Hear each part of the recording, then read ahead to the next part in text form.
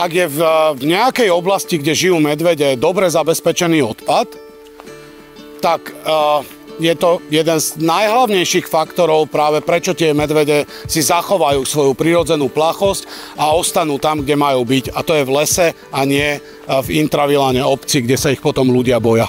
No síce na Slovensku máme pomerne širokú škálu možností zabezpečenia takých tých veľkých košov, ktoré sú pri penziónoch alebo niekde pri reštauráciách na sídliskách. No ale keď sa tieto koše zabezpečia a tie medvede sú zvyknuté na takúto potravu, alebo je niekde inde otvorená potrava, ako napríklad v malých chodníkových košoch, treba začať rozmýšľať aj na tom, ako ich zabezpečiť. A toto je napríklad jedno z takých tých novších riešení, ktoré sme takisto testovali v zoo s medveďmi vo výbehu.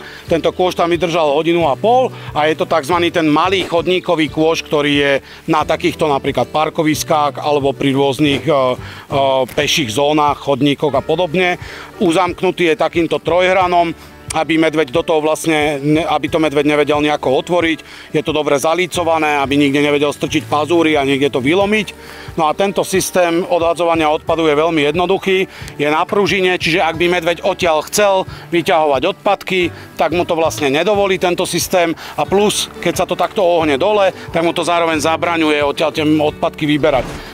Tie pachy z toho jedla, z týchto sladených nápojov vie zacítiť na veľmi veľkú diaľku, kľudne aj na kilometr, takže s tým nemá problém a práve preto musia byť aj takéto kontajnery na plastové fľaše, kde ľudia vyhadzujú, ja neviem, rôzne džúsy a sladené nápoje, tak to musí byť zabezpečené, pretože medvede to môže prilákať. Toto je kôž na zalohované fľaše, čiže on má takýto vhod a ľudia tie zalohované fľaše v národných parkoch môžu vhádzovať sem.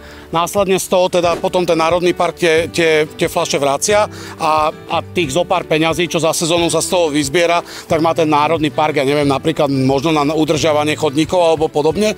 A práve preto je tu vlastne takáto predĺžená rúra, aby keď ten medveď donútra vopchal labu, aby odtiaľ nevedel vyťahovať tie fľaše von. Myslím, že v každom národnom parku alebo vo viacerých národných parkoch je to buď niekde na začiatku trás a tuto v Tanape je to pred múzeum Tanapu, takže jedna z ďalších variantov, ktoré sú na trhu a sú priamo aj otestované v zoo a následne sú teda vonku v teréne.